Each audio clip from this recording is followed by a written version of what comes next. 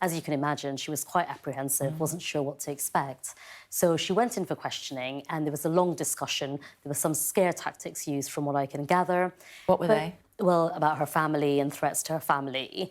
But she wasn't quite sure what they were getting at until they gave her her passport, her British passport. And bear in mind, Kate, she hasn't seen her British passport since the 3rd of April 2016, 6 years ago. So she was astonished to receive her British passport. But when she was leaving, they said, don't book a flight, we'll sort out your travel arrangements, essentially. So she left. She's now back at home at her parents' house under house arrest, where she's been for the last few years. She left even prison because of COVID, if you remember, and then stayed in the parents' house. Initially, she was wearing an ankle tag, which meant she couldn't go anywhere outside the house. I think she could walk down one street and that was it. That eventually came off because she served her 5 years. Then she had a 1-year sentence and a travel ban. She's currently on her travel ban, but the fact that they've given her British passport back means that there is some light at the end of the tunnel. What can we read from the fact that a British team are in Iran negotiating? I think they wouldn't be in Tehran negotiating if there hadn't been some movement on the £400 million debt, which is what Nazanin's case has always been tangled up in. I mean, Richard Radcliffe, as you know, because you've interviewed him before, has always maintained that his wife is a pawn caught between the two countries. British government disagree, of course. They do disagree, but Nazanin was told herself by one of the Iranian Revolutionary Guards when she was in prison that the reason she was being held is because of our failure to pay the debt. I don't think there would be a British negotiating team in Tehran if there hadn't been some movement on the debt. I did ask the Foreign Office and they said they couldn't disclose the information at the moment. So she was given a passport, she went back home, then what happened? So she's now anxiously waiting. I have been in touch with her and I haven't spoken to her, I've been in touch with her on message, like on WhatsApp. And she said she's anxiously waiting. All she does when I speak to her is talk about her daughter because she says she's missed out on her childhood. She's talked constantly about the fact that she wants to have another child. But what she is waiting for at this very moment is a knock on the door to say, we are getting you out of the country. In the past, prisoners have gone to a third country, so they've essentially handed over prisoners to, for example, Oman or another country. That's happened in the past with prisoners, and I think they're wondering if that will happen to Nazanin. So it won't necessarily be the British government that organises for Nazanin to come home?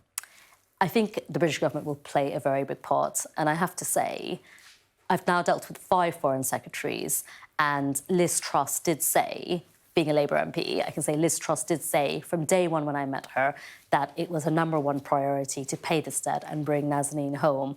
And it sounds like she has done a good job so far, although we can finally congratulate her when Nazanin is back on British soil in West Hampstead in her house. But we don't know that the debt has been paid yet, and we also don't know in what form that debt will be paid because, of course, because of sanctions, they're not allowed to receive money from the UK.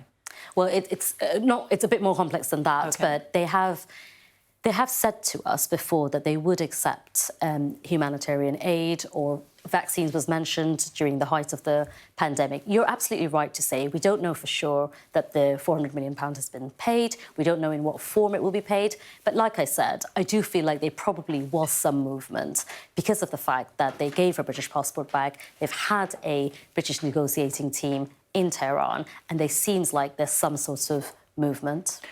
You're speaking to her all the time. How's she filling her days? The same way that she says she's been filling them all the time, reading the news all the time. And in fact, the front pages of all the Iranian newspapers today said that she had been released and was going home. So you can imagine everyone's been calling her saying, are you going home? And she's just saying, well, I don't know yet, but I have got my passport in my hands. But the front pages of all the Iranian newspapers, she said to me, say that essentially she's no longer a prisoner. She's free to return after 6 years. And she doesn't know. The National Guard didn't tell her when she might be able to head home. All they said to her is, please don't, or they didn't say please, I think they just said, don't book a flight yourself, we will arrange that for you, or that will be arranged for you. So that's all, I mean, she did ask because she would ask, but she didn't get any clarification on how she would come back to the UK. But it was very much implied that she would be able to leave. Before the end of the week, or? I mean, I wish I could say that, but I don't know for sure. I'm just hoping it moves. Yeah. It's also Iranian New Year. Has she packed her bags yet? I think she's had her bags packed for 6 years, Kay. She's just been desperate to leave, desperate to get back home. So I think she's anxiously waiting. Every time she messages me, she just says, the levels of stress in my life are quite high. And I think, well, I think that's fair. I think it's fair for her to say that, having played this waiting. She's had her mental health challenges, of course, hasn't she? She's been very, very low at times when she's been in prison. She's been suicidal, she's had her mental health challenges, she was in isolation, she was in solitary confinement right at the beginning, and she said she was driven to despair at that point. She was suicidal, as you say. She has had her mental health challenges, also physical health challenges. She had lumps on her breast, she was denied a medical examination, which she finally got. I would say, though, one of the things that did accelerate this process is that initially Nazanin was caught up as collateral damage in the Iranian nuclear deal, which then fell apart.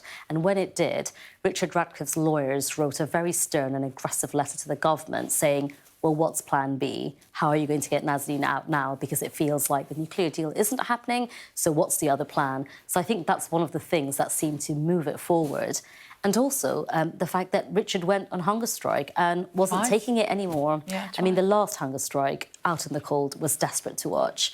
And I think it really demonstrates how relentless he's been in the campaign for his wife. How is he? He's the calmest man I know, is what I would say to you. When I met He's had him... many false dawns before. He has. And he knows he has to manage his expectations. I mean, he can't start celebrating already. But he said to me that he feels more hopeful this time than he has in the past. I saw him yesterday. We talked through a lot of the strategy in terms of what he should be doing. He's still in the UK. He's still in my constituency. So we just met up and had a conversation. And when I left our meeting, I said, Richard, I hope this is the last strategy meeting we have to have. And he just smiled. He didn't, what can we say? That's what we're hoping, but we don't know for sure. And what about the little one? She's a lot bigger than that now, isn't she? Definitely. So she Does she know? She does. We did a panel at the LSE not long ago, Richard and I did. She actually came along and she was chipping into the conversation as well. And it's astonishing to think this 7-year-old girl knows everything about the politics in the Iranian regime, the Iranian Revolutionary Guards, what prison's like. I mean, she's lived through a lot, this young girl. And so one of the reasons why I've been campaigning so much is because at the heart of this whole political situation is a very sad story about a young girl who's essentially grown up without both her parents. She has, that's true. What about Nazanin's family, who are still in Iraq? Is she concerned when she does finally leave about what's going to happen with them? Are they coming too? They're not coming as well. Her parents are there and she does have family there as well. I think Nazanin's been very compliant in terms of everything they've said to her. So they said, don't try and escape. She obviously didn't. When they gave her passport, they said, don't book a flight, don't do this. When she had the ankle tag, she wasn't allowed to go very far. She didn't break the rules. She's actually been very compliant. And one of the reasons for that is because they keep saying, we are going to, they don't say harm your family, this will affect your family if you break the rules. She was told when she was on furlough, the very first furlough she had, I don't know if you remember, a year into her prison sentence, that if she went anywhere near the British embassy, then harm would come to her family. So she's always been very conscious about the fact that she has family and friends there. She's got to protect them. She needs to look after them. So I think she's actually been very good in terms of following the rules. But when she comes back to the UK, she's coming on her own. And the other two dual nationals, do we know anything about them? Anousheh Ashari is still in prison. I have heard that he's been moved to another part of the prison that he's in, but not to his mother's house.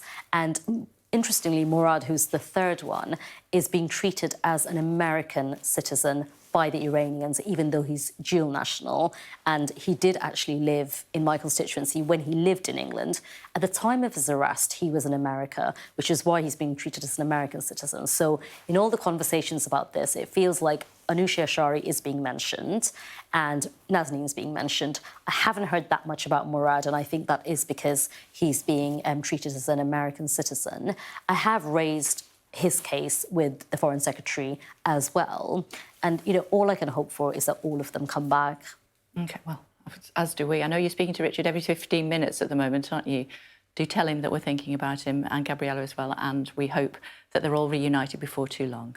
And thank you, Kay, because you've been supporting us right from the start in this campaign, so thank you. Not at all. We are here. If we can do anything, it looks as though it's heading in the right direction. If there's anything else we can do, just lift the phone. Thanks very much indeed for joining us. We really appreciate it. Thank you.